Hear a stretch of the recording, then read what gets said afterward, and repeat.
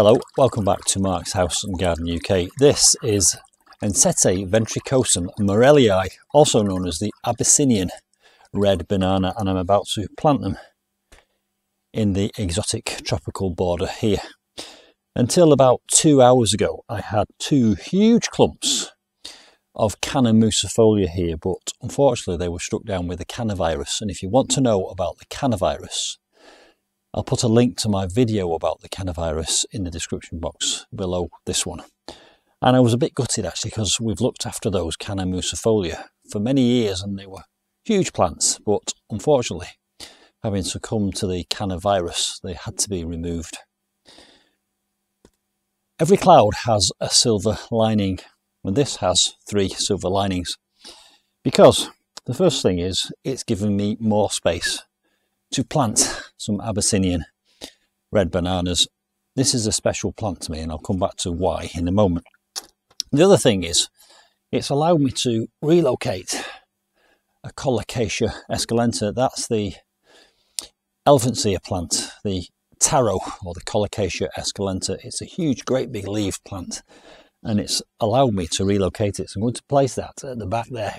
And incidentally, if you want to know how to look after these, I've done a video on those too, and I'll link that in the description box below this video. But that's just going to get planted in there, and it's going to be given a very thorough watering.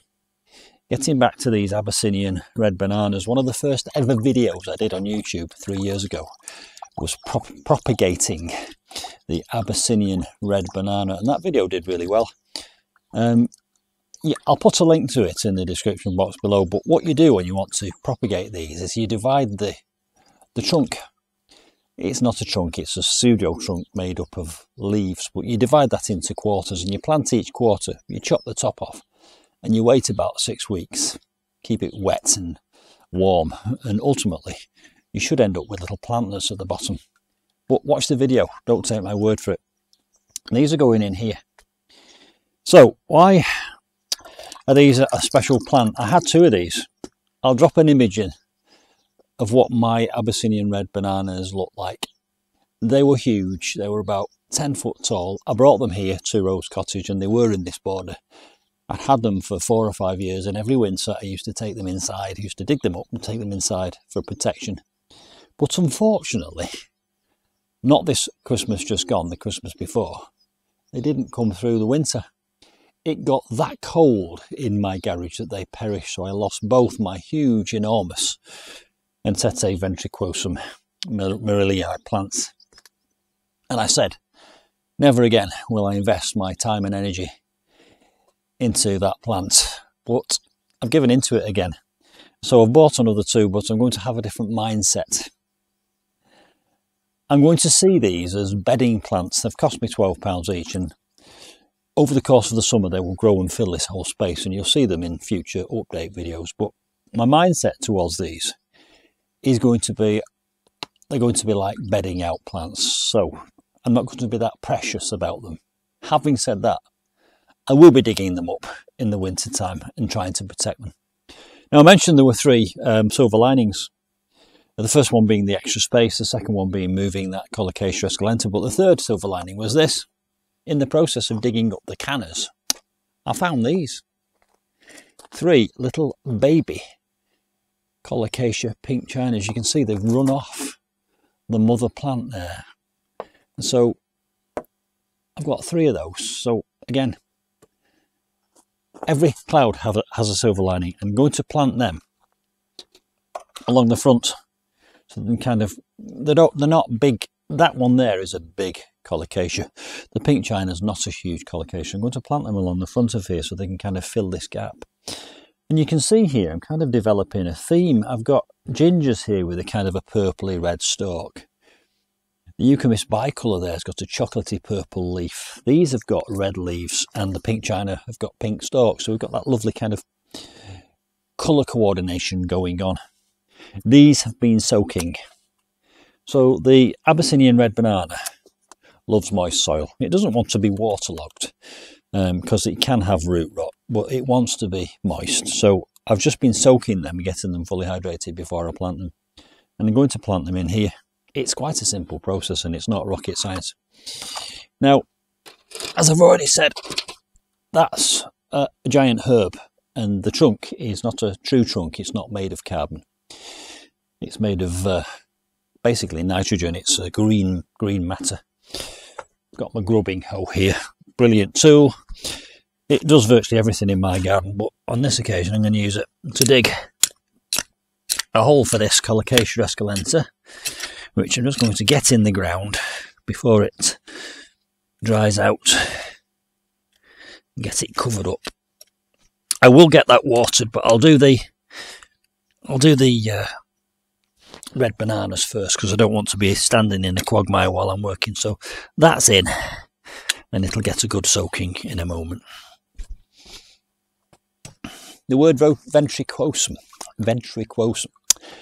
easy for me to say. The word ventricosum comes from belly-like, I think, because the pseudo trunk of this creates like a round belly when it gets bigger. Interesting fact there. So let's just get these in. Don't forget, I will put the links to all my red banana videos in the description box below this one, but that is about a foot tall. They're very greedy, so it's going to get very well fed over the course of the summer, and they're very thirsty, so it's going to be very, very well watered.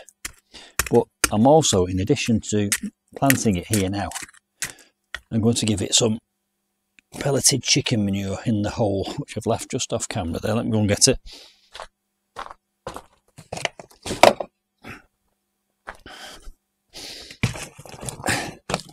Just going to enrich the hole with a bit of this pelleted chicken manure. I'm putting it relatively close to the front because when it starts to grow, the leaves will spread out. I don't want it being too close to the wall. Incidentally, can you see those beautiful passion flowers there? Did a video about that the other day. Fascinating plant and an extraordinary looking flower. Right, pelleted chicken manure. Just a small handful in and around the hole, just to, when it starts to put roots out, it'll find that and it'll feed it. Just dig it in a little bit, and then we shall put the plant in.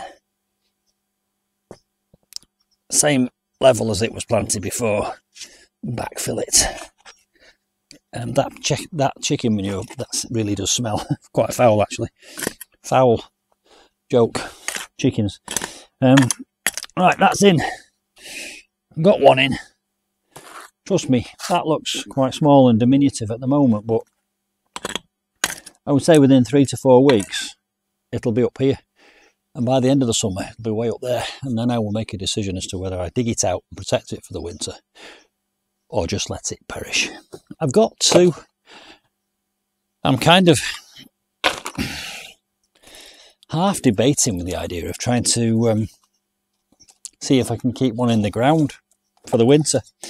And the reason I've thought that is because that Colocasia esculenta, the elephant ear plant there, that's not supposed to be hardy, but that's been in this border for 3 winters and it's survived. So maybe I've got a little microclimate going on here. The second one is going down here. This is where the other clump of cannas came from. So again, in it goes. Small handful of these in and around the hole. That Abyssinian red banana is not red stripe. Red stripe is another banana. In it goes. And again, I'm not putting it too near the wall at the back because it needs space, not just to go up, but to go out as well. And in it is. I'll give you a little close-up shot of it on camera. Just firming it in. And as I firm it in, I'm just creating a small donut-shaped indentation around the root so that when I water it, which you'll see in a minute, that water will not run off. It'll go down to the roots. There we go. Abyssinian red banana, Colocasia esculenta. And now all I need to do is plug in these little pink chinas, and that is going to be as simple as digging a little pocket in the soil and plonking them in, and they will set off and we'll have a nice little display.